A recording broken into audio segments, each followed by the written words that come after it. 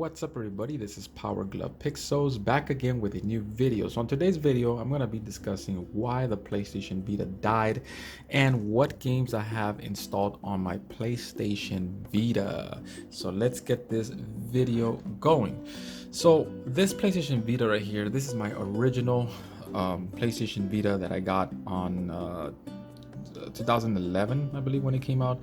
I got it on day one. This is the 3G version, yeah, it still works great, looks great. What else can I say? I mean, there's the slim version that came out a couple years ago, but this is my original one that I personally like. And one of the reasons is because it has a pretty good screen, the OLED compared to the LCD. But for me, I like the original one.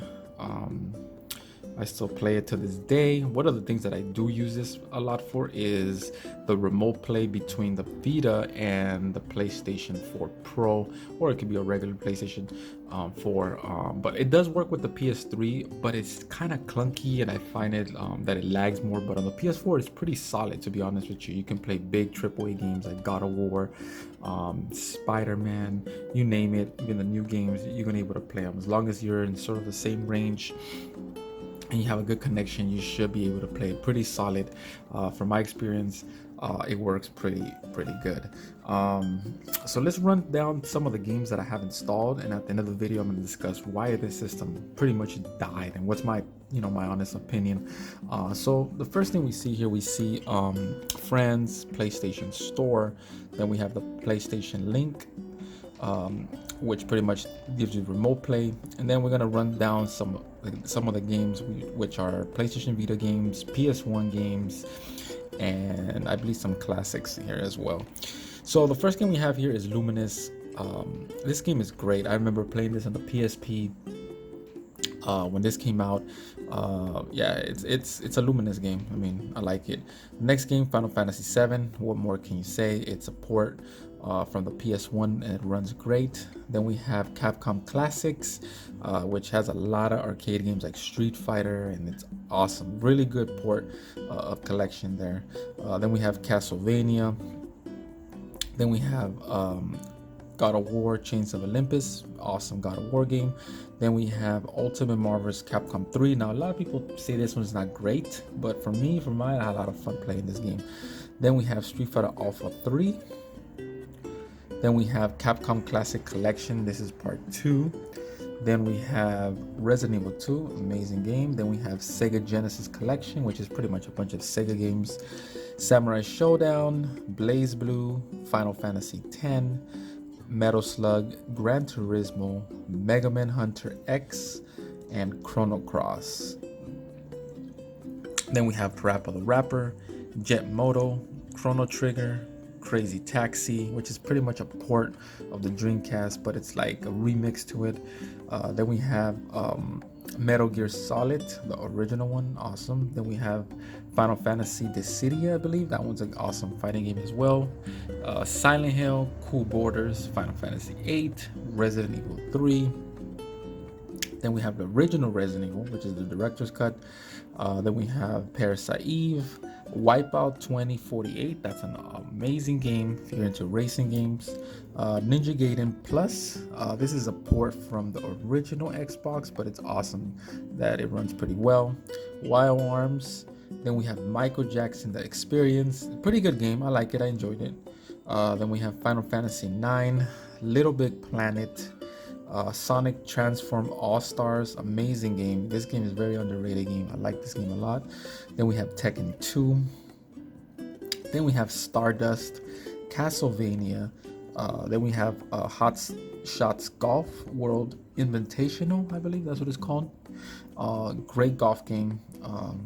Then we have Best of Board Games. Then we have GTA Liberty Cities, Uncharted Golden Abyss, and then at the moment I'm gonna be installing Killzone, which I don't have it right now, but I'm gonna be installing that as well, because I transferred different memory cards, so that's why I'm now re-downloading some of these games, and I just wanted to make a video on this what games I have on the PlayStation Vita. So the biggest question is it worth it in 2019?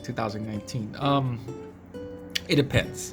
If you're gonna use it as a remote play to play your big AAA games on PlayStation, honestly, that feature is pretty cool. Yeah, definitely, I would recommend it. Also, if you're into the PSP era, awesome, awesome. All around, it's a good handheld, and yeah, I definitely recommend this handheld for anybody that's looking for. Honestly, the Switch, I would say that's the best one, but you know, this is a solid, and especially if you can jailbreak it. By the way, if you guys want a video on that, I can show you guys that as well. How to jailbreak a PlayStation Vita. So the question is, why did the Vita die? Okay, so a couple reasons. One, memory cards were way too expensive. If you look at the prices, they were way too high. And honestly, the highest I believe was 64 gigs, and that only came out in Japan. And by the way, this is a 64 already in here. It has a built-in, not built-in, I mean, I bought a 64 gig a couple of years ago, and really that's the best way, honestly, to get all the good games on the Vita. But pretty pricey. It could go up over $100 for just a memory card. But for me, like, I wanted to have all these games under one, one device like Vita. That's why I went with the 64 gig. That's one of the reasons why it died. But the main reason, honestly, is because this came out at the wrong time and did wrong choices, I should say. First, 3G. This came out in 2011 with 3G. In 2011, a couple weeks after this got released, 4G was coming out already with the phones. That was big red flag that they made a big mistake. Second, another thing is that when this came out, phones were huge because the iPhone 7, and then we were seeing Ice Cream Sandwich from Android, and that just blew and made tons of games, and developers just went crazy with all kinds of, and that's why this, I felt that it just never picked up. In the case of the PSP though, back in 2004-5, one of the reasons why that was successful is because back then, there were phones, but nothing was touchscreen. And the first iPhone came out until 2007. The PSP was around the 2004, 2005, and at the time, I remember using it as a CD player for my car. So the PSP, that's one of the things that kind of drew me towards the PSP, and that's one thing I gotta say. I just feel that this kind of just came out in the wrong time, to be honest with you. Even though this is a solid device, there's nothing wrong with it. The joysticks feel great, D-pad, everything, even the screen, but it just came out in the wrong time, and that's one of the reasons why the PSP, on the other hand, it did come out in 2004-5, and it sold about 76 million, and that because of the jailbroken systems, it sold a lot. And one of the things I kind of see, I get it why Sony went with this special memory card, that they didn't want hackers to hack this. But at the end of the day, every device gets hacked, no matter what, always gets hacked. The PlayStation, for example, 3, it was unhackable until 2011, I believe, but it finally got hacked, and I don't know, I just don't know what Sony was thinking at the time. But personally, all around, I would give this a solid 9 out of a 10. There's a lot of great games here still that I wish I can get from, especially from Japan. There's games that get released all the time there.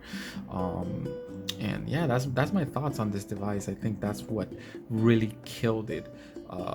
It came out in a time when cell phones were just blowing up, and if you I wasn't into phones a lot, and at the time Ice Cream Sandwich was coming out for Android, like I said earlier, and that was like a big overhaul in terms of just performance and just the way everything looks, and the tools that you were giving to developers to make the games were just unbelievable in 2011. So when this came out, it just, it just couldn't compete, honestly. And for me personally, I was never into gaming on the phone. I'm always been into dedicated handhelds, and I don't know, it kind of sucks, that they officially announced that they're stopping production by the end of the year. So by the end of the year, we're not gonna see no more production in Japan. So it's gonna most likely here as well, and it kind of sucks. But anyways, what else can I say? I mean, yeah, the system didn't really live up to the hype. You know what I mean? And I'm very disappointed. You know what I mean? That the system didn't manage to, you know, uh, make a lot of great games. And yeah, I don't know what else I can say about this. And very disappointed that it didn't really, live that long. It's about 8 years, 7 years, but at the same, it was pretty much dry at every E3 when they would announce stuff for this system. So let me know down below. I think this is it for the video. I just wanted to show you guys a recap of what games I have. And let me know, do you guys have a PlayStation Vita? What are your thoughts? What do you think really ended? Maybe it's different than mine, but that's my honest opinion why this died, because of the phones and the memory cards as well, way too high. So this is pretty much it for the video. Thanks for watching. This is Power Glove Pixels. Till next time.